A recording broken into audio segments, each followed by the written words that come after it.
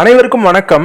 இன்னைக்கு பாட்காஸ்ட்ல ஒசாமா பின்லேடனோட வாழ்க்கை வரலாறு தான் பார்க்க போறோம்.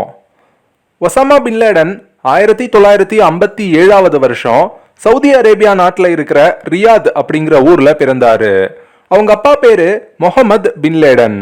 அந்த முகமது பின்லேடன் பாத்தீங்கன்னா சவுதி அரேபியாவுக்கு பக்கத்துல இருக்கிற ஏமன் நாட்டை சேர்ந்தவர். அவரு பிழைப்பு தேடி சவுதி அரேபியாவுக்கு வந்தாரு. ஆரம்பத்துல ஒரு கட்டட நிறுவனத்துல சுமை தூக்கும் தொழிலாளியா வேலைக்கு சேர்ந்தாரு. அதுக்கப்புறமா படிப்படியா வளர்ந்து தானே சொந்தமா ஒரு கன்ஸ்ட்ரக்ஷன் கம்பெனி ஆரம்பிச்சாரு. அதுக்கப்புறமா சில வருஷங்கள் கழிச்சு அவரோட கம்பெனி ரொம்ப பிரபலமாச்சு. ஒரு முறை சவுதி அரேபியாவோட அரச குடும்பத்துக்கு ஒரு கட்டடம் கட்ட வேண்டியது இருந்தது. அந்த ப்ராஜெக்டை முகமது பின்லேடனோட கம்பெனிக்கு கொடுத்தாங்க. அவரு அந்த வேலையை ரொம்ப சிறப்பா முடிச்சு கொடுத்தாரு. அதுல இருந்து அரசு குடும்பத்து கூட அவருக்கு ஒரு நல்ல நட்பு ஏற்பட்டுச்சு. அதுக்கப்புறமா ஒரு சில வருஷங்கள் கழிச்சு சவுதி அரேபியால ஒரு பெரிய நிதி நெருக்கடி ஏற்பட்டுச்சு. அதனால அரசாங்கத்தால அவங்க ஊழியர்களுக்கு சம்பளம் போட முடியாம போயிருச்சு. அந்த நேரத்துல முகமது பின்லேடன் தான் 6 மாசத்துக்கு சவுதி அரேபியாவோட எல்லா அரசு ஊழியர்களுக்கும் சம்பளம் போட்டாரு. அதனால சவுதி அரேபியா அரசாங்கம் என்ன பண்ணாங்கன்னா அவங்களோட ரோடு போடுறது, கட்டடம் கட்டுறது, இந்த மாதிரி எல்லா ப்ராஜெக்ட்ஸையும் முகமது பின்லேடனோட கம்பெனிக்கு தான் கொடுக்கணும் அப்படின்னு சட்டமே போட்டாங்க. இதோட விளைவா அவரு சவுதி அரேபியால இருக்கிற பெரும் பணக்காரர்கள்ல ஒருத்தர் ஆனாரு. அடுத்தது அவர் எப்படி நிறைய பணம் சம்பாதிச்சாரோ அதே மாதிரி நிறைய திருமணங்களும் பண்ணிக்கிட்டாரு. அவருக்கு கிட்டத்தட்ட 20க்கும் மேற்பட்ட மனைவிகளும் 50க்கும் மேற்பட்ட குழந்தைகளும் இருக்கலாம்னு சொல்லப்படுது. அதுல ஒரு குழந்தை தான் ஒசாமா பின்லேடன். சரி, வாங்க இனிமே ஒசாமா பின்லேடன் பத்தி பார்க்கலாம். ஒசாமா 1957 வருஷம் பிறந்தாரு. பிறந்ததுல இருந்தே ரொம்ப வசதியா வாழ்ந்தாரு. சவுதி அரேபியால இருக்கிற ஒரு பெரிய பள்ளிக்கூடத்துல படிச்சாரு. இதே நேரத்துல எகிப்துல என்ன நடந்ததுன்னு பாத்தீங்கன்னா, அந்த நாட்டில் சொசைட்டி ஆஃப் முஸ்லீம் பிரதர்ஹுட் அப்படின்னு ஒரு இயக்கம் இருந்தது. அந்த இயக்கத்துக்கும் அந்த நாட்டோட அரசாங்கத்துக்கும் ஒரு மோதல் ஏற்பட்டுச்சு. அதனால அரசாங்கம் அந்த இயக்கத்துக்கு தடை விதிச்சாங்க. அந்த நேரத்தில் அந்த இயக்கத்தை சேர்ந்த நிறைய போராளிகள் உலகத்தில் இருக்கிற பல நாடுகளுக்கு போய் தஞ்சம் புகுந்தாங்க. அந்த வகையில சவுதி அரேபியா அரசரும் நிறைய போராளிகளுக்கு அடைக்கலம் கொடுத்தாரு. சவுதி அரேபியாவுக்கு வந்த போராளிகள் அங்க இருக்கிற பள்ளிக்கூடங்களுக்கு போய் மாணவர்களுக்கு இஸ்லாத்தோட கருத்துக்களை போதிச்சாங்க. அப்படிதான் ஒசாமா பின்லேடனுக்கு இஸ்லாமோட கருத்துக்களும் குரானும் அறிமுகமாச்சு. வளர வளர ஒசாமாக்கு இஸ்லாம் மேல அதிக ஈடுபாடு ஏற்பட்டுச்சு. அதுக்கப்புறமா வாலிப வயசு இருக்கும்போது Osama bin Laden economics and business மேனேஜ்மெண்ட்ல ஒரு டிகிரியும் சிவில் இன்ஜினியரிங்ல ஒரு டிகிரியும் படிச்சதா சொல்லப்படுது. ஆனா இது உறுதிப்படுத்தப்பட்ட தகவல் கிடையாது. ஒசாமா பின்லேடனுக்கு மற்ற இளைஞர்கள் மாதிரி சினிமாக்கு போறது, ஊர் சுத்துறது இதுல எல்லாம் விருப்பம் கிடையாது. அவரோட மொத்த கவனமும் இஸ்லாம் மேலையும் அல்லாஹ் மேலையும் தான் இருந்தது. தினமும் சரியான நேரத்துக்கு தொழுகை பண்ணுவாரு. முஸ்லிம்கள் அணியிற அந்த ஜிப்பா மாதிரியான ட்ரெஸ் மட்டும்தான் போடுவாரு. தவறாம தலப்பாகை அணிவாரு. அதுக்கப்புறம் குரான்ல சொன்ன மாதிரி மது அருந்தவோ புகைப்பிடிக்கவோ மாட்டாரு. இப்படியெல்லாம் வாழ்ந்துட்டு இருந்த ஒசாமா பின்லேடனோட மனசுல எப்போ தாக்கம் ஏற்பட்டுச்சுன்னு பாத்தீங்கன்னா, சோவியத் யூனியன் கம்யூனிஸ்ட் கட்சி மூலமா ஆப்கானிஸ்தான்ல ஆட்சியை பிடிச்சாங்க. அது வரைக்கும் ஆப்கானிஸ்தான் பாத்தீங்கன்னா 100% முஸ்லீம் நாடா இருந்தது. இஸ்லாம்ல இருக்கிற எல்லா கொள்கைகளையும் அந்த நாட்டில் கடைபிடிச்சாங்க. உதாரணத்துக்கு அந்த நாட்டு மக்களுக்கு ஆடை சுதந்திரம் கிடையாது. அங்க யாரும் மேற்கத்திய ஆடைகள் அணியக்கூடாது. முஸ்லிம்கள் அணியிற அந்த ஜிப்பா மாதிரியான ஆடைகள் தான் அணியணும்.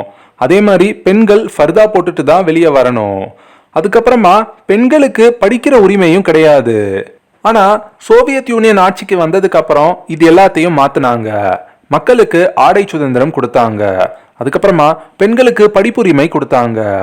அது மட்டும் இல்லாம இதே மாதிரி முஸ்லீமோட கொள்கைகளுக்கு எதிராக நிறைய விஷயங்களை செஞ்சாங்க. இதனால அந்த நாட்டில் இருந்த நிறைய சின்ன சின்ன முஸ்லீம் அமைப்புகள் இதுக்கு எதிர்ப்பு தெரிவிச்சாங்க. ஒரு கட்டத்துக்கு அப்புறமா அந்த அமைப்புகளுக்கும் சோவியத் யூனியனுக்கும் நடுவுல போரே வந்தது. இந்த சம்பவங்கள் ஒசாமா பின்லேடனோட மனசுலையும் பெரிய தாக்கத்தை ஏற்படுத்திச்சு. அதனால அவரு ஆப்கானிஸ்தான்ல இருந்த முஜாஹிதீன் அப்படிங்கிற ஒரு இயக்கத்துல சேர்ந்தாரு. அவரு பெரிய பணக்காரருன்றதுனால சோல்ஜராலாம் சேரல, ஆரம்பத்திலேயே ஒரு முக்கிய உறுப்பினரா சேர்ந்தாரு. அது மட்டும் இல்லாம அந்த இயக்கத்துக்காக பெரிய அளவுல பணத்தையும் செலவு பண்ணாரு. ஆனாலும் சோவியத் யூனியன் ஒரு பெரிய சக்தியா இருந்ததுனால இந்த சின்ன சின்ன முஸ்லிம் அமைப்புகளால அவங்கள ஒண்ணுமே செய்ய முடியல. இந்த நேரத்துல சோவியத் யூனியனோட பரம எதிரியான அமெரிக்கா இந்த சின்ன சின்ன அமைப்புகளுக்கு உதவி பண்ண முன் வந்தாங்க. அப்போ அமெரிக்க அரசாங்கம் என்ன பண்ணாங்கன்னா, இந்த முஸ்லிம் அமைப்புகளோட இளைஞர்களுக்கு நவீன ஆயுத பயிற்சி கொடுத்தாங்க. அதுக்கப்புறமா சில வருஷங்கள் கழிச்சு ஒசாமா பின்லேடனுக்கும் முஜாஹிதீன் இயக்கத்துக்கும் நடுவுல சில கருத்து வேறுபாடுகள் ஏற்பட்டுச்சு. அதனால ஒசாமா பின்லேடன் தனியா பிரிஞ்சு போய் அல் கொய்தான்ற இயக்கத்தை 1988 வருஷம் ஆரம்பிச்சாரு. அல் கொய்தான்றதுக்கு அடித்தளம், அதாவது பேஸ்மெண்ட் இல்லைன்னா ஃபவுண்டேஷன் அர்த்தம். அந்த அல் கொய்தா இயக்கமும் ஆப்கானிஸ்தானோட விடுதலைக்காக போர்ல ஈடுபட்டாங்க. அமெரிக்க அரசாங்கமும் பாம்புக்கு பால் வார்க்கிற மாதிரி அல் கொய்தாவோட இளைஞர்களுக்கு ராணுவ பயிற்சி கொடுத்தாங்க. இவங்க எல்லாரோட முயற்சிக்கும் 1989 வருஷம் வெற்றி கிடைச்சது. சோவியத் யூனியன் ஆப்கானிஸ்தானை விட்டு வெளியேறினாங்க.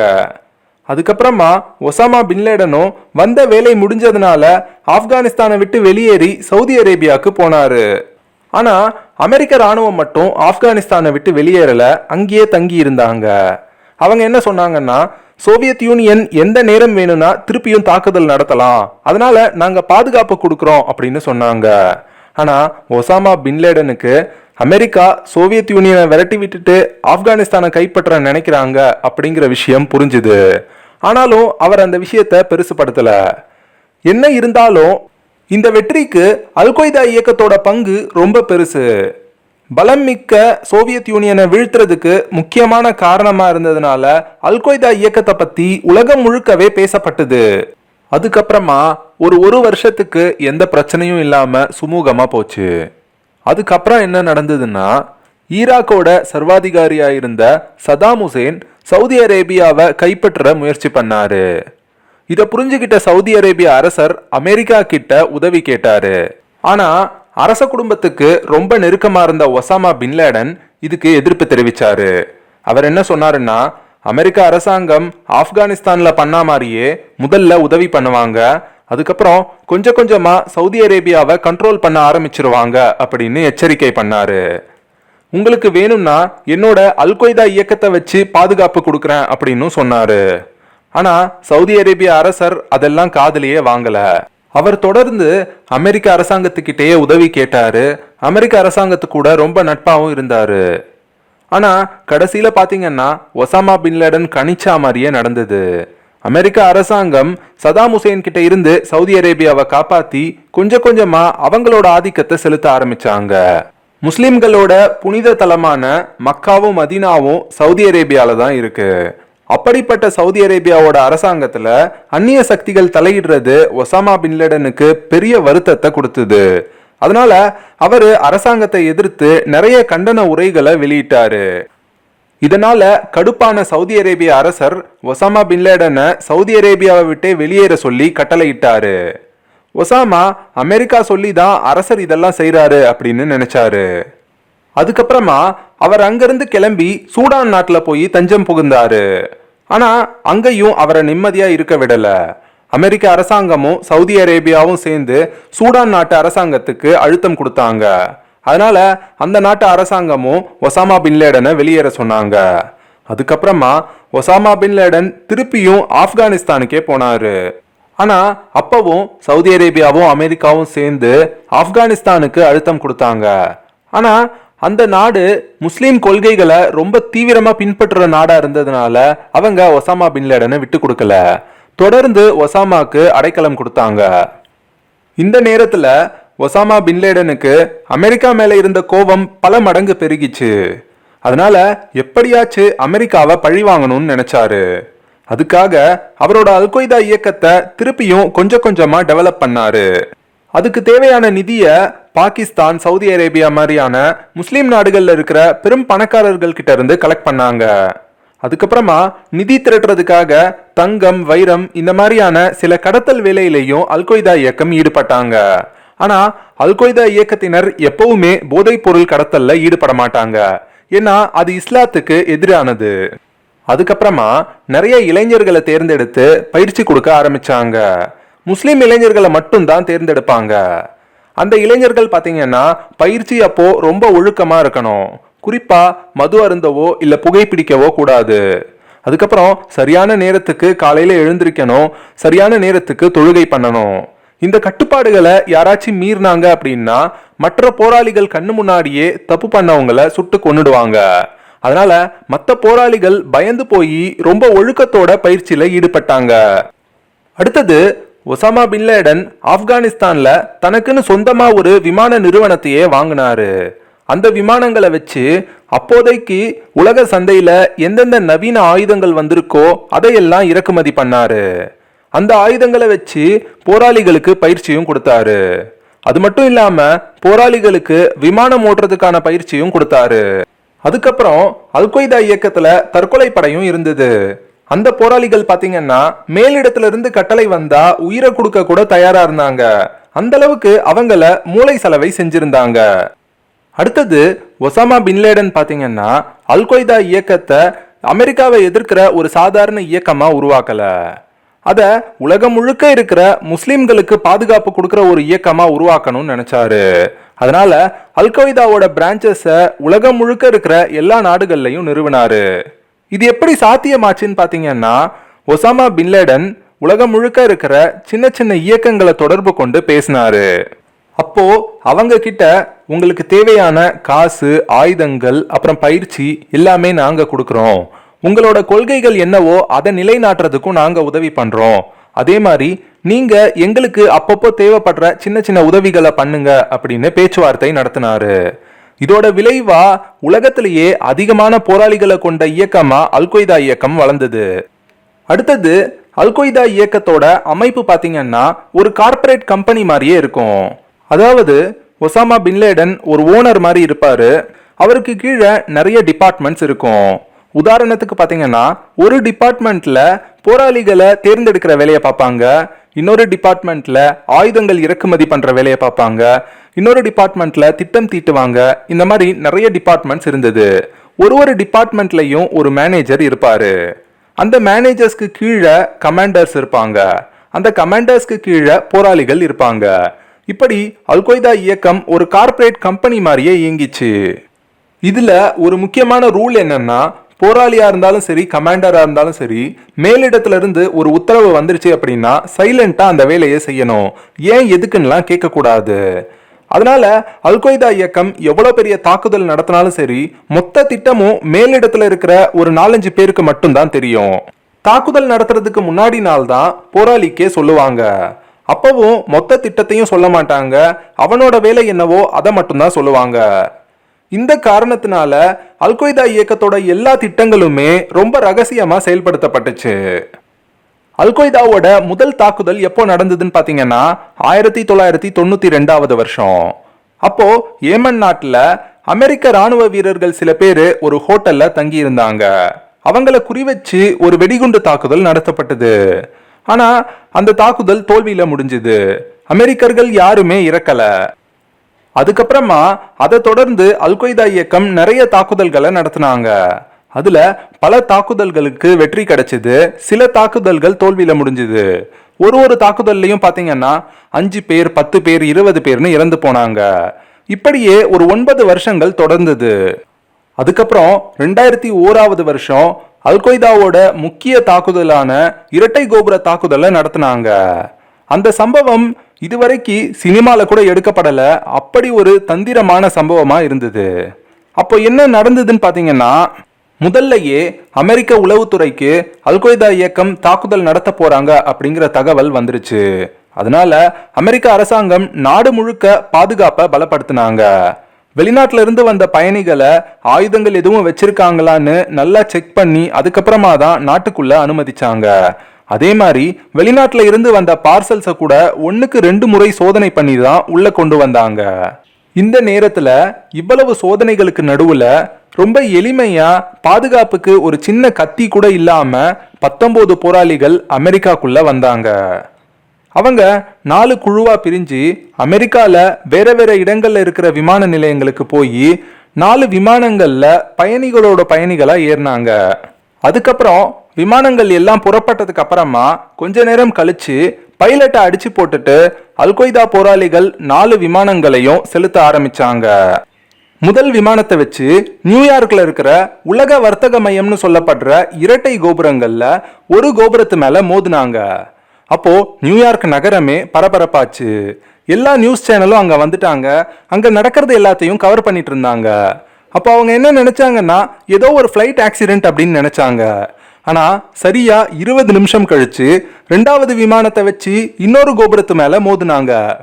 அடுத்தது 3வது விமானத்தை வச்சு பென்டகன்னு சொல்லப்படுற அமெரிக்க ராணுவ ரகசிய மையத்து மேல தாக்குதல் நடத்தினாங்க. அதுக்கப்புறமா 4வது விமானத்தை வச்சு வெள்ளை மாளிகையை தாக்கலான்னு நினைச்சாங்க. ஆனா அதுல இருந்த பயணிகள் சரியா ஒத்துழைக்கல. அதனால அந்த விமானத்தை தரையில விழுந்து நொறுங்க வச்சுட்டாங்க. ஒட்டுமொத்தமா இந்த தாக்குதல்கள்ல 3000 பேர் கிட்ட கொல்லப்பட்டாங்க. அது வரைக்கும் தான் உலகத்தோட பாதுகாப்பு மிக்க நாடுன்னு நினைச்சிட்டு இருந்த அமெரிக்காக்கு பெரிய அடி விழுந்தது. அதனால இதுக்கு பழி தீர்க்கிறதுக்காக அமெரிக்க அரசாங்கம் எப்படியாச்சு ஒசாமா பின் லேடனை கண்டுபிடிச்சு கொல்லணும்னு முடிவெடுத்தாங்க. ஆனா அவரை அவ்வளவு ஈஸியா கண்டுபிடிக்க முடியல. அமெரிக்க ராணுவத்தை ஆப்கானிஸ்தானுக்கு அனுப்பி மொத்த நாட்டையும் சல்லடை போட்டு தேடினாங்க. அப்பவும் ஒசாமா கிடைக்கல.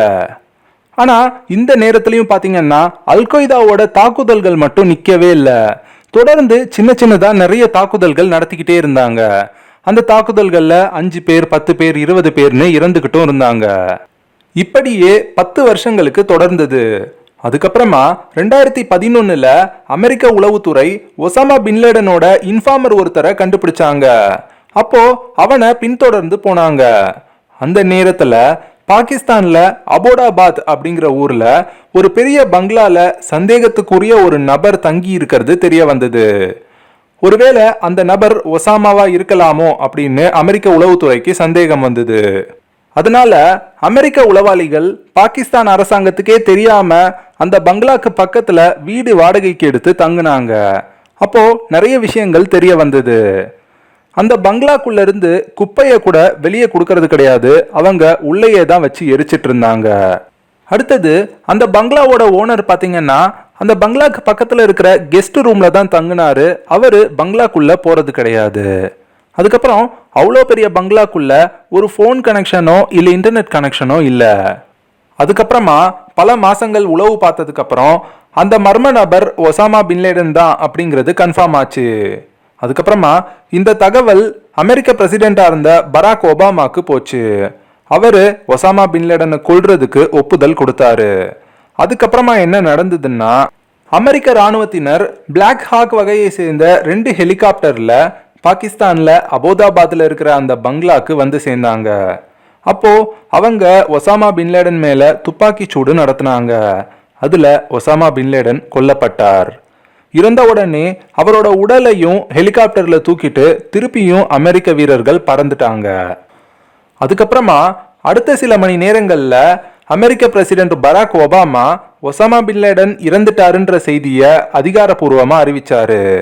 அதுக்கப்புறம் தான் பாகிஸ்தான் அரசாங்கத்துக்கே இவ்வளவு விஷயம் நடந்திருக்குன்றது தெரிய வந்தது. ஒசாமா பின்லேடனோட இறந்த உடலை மூழ்கணுன்றதுக்காக இரும்பு சங்கிலியால கட்டி கடல்ல தூக்கி வீசிட்டதா சொல்லப்படுது. ஒசாமா பின்லேடன் இறந்துட்டதுனால அல்கொய்தா இயக்கம் அழிஞ்சு போச்சான்னு கேட்டீங்கன்னா கிடையாது. அவருக்கு அப்புறமா ஐமன் அல் ஜவஹிரி அப்படிங்கிறவர் தலைவரா பொறுப்பேற்றாரு. அதுக்கப்புறமும் 2019 வருஷம் வரைக்கும் அல்கொய்தா இயக்கம் நிறைய சின்ன சின்ன தாக்குதல்களை நடத்திக்கிட்டே தான் இருந்தாங்க. அதுலயும் நிறைய பேர் கொல்லப்பட்டாங்க. ஒசாமா பின்லேடன் கொல்லப்பட்டாலும் அவரோட எதிரி நாடுகள் இன்னமும் அல்கொய்தா இயக்கத்திலிருந்து வேற ஏதாச்சும் தாக்குதல் நடத்திடுவாங்களோன்னு பயந்துகிட்டே தான் இருக்காங்க. ஒசாமா பின்லேடன் என்ன நினைச்சாருன்னா அமெரிக்கா மாதிரி சோவியத் யூனியன் மாதிரி சின்ன சின்னதா இருக்கிற முஸ்லீம் நாடுகள் எல்லாத்தையும் ஒன்னா சேர்த்து ஒரு பெரிய முஸ்லீம் நாட்டை உருவாக்கணும்னு நினைச்சாரு. அதுக்கு தடையா இருந்த அமெரிக்கா மேல தாக்குதல் நடத்தினாரு. ஆனா என்ன இருந்தாலும் அவரோட தாக்குதல்கள்ல ஆயிரக்கணக்கான பொதுமக்கள் இறந்து போயிட்டாங்க. அது மன்னிக்க முடியாத குற்றம். அடுத்தது, இந்த பாட்காஸ்ட்ல சொல்லப்பட்ட கருத்துகள் எல்லாமே இன்டர்நேஷனல் மீடியால ஒசாமா பின்லேடன் பத்தி பேசப்படுற கருத்துக்கள் தான். அதனால இதை வச்சு நீங்க ஒசாமா பின்லேடன் நல்லவரா கெட்டவரா அப்படின்னு ஒரு முடிவுக்கு வர வேண்டாம். நான் ஏன் இப்படி சொல்றேன்னா, பொதுவா இன்டர்நேஷனல் மீடியா பார்த்தீங்கன்னா ஒரே ஒரு அமெரிக்கன் செத்துட்டான் அப்படின்னா அதை உலகம் முழுக்க துக்க தினமா அனுசரிப்பாங்க. அதே வேற ஏதாச்சும் நாட்டை சேர்ந்த ஆயிரக்கணக்கான மக்கள் செத்து போனா கூட அதை ஒரு பெரிய விஷயமா பேச மாட்டாங்க. அதே மாதிரி இவங்க ஒசாமா பின்லேடன் பக்கம் இருக்கிற குற்றங்கள் எல்லாத்தையும் வெளிச்சம் போட்டு காமிச்சாங்க.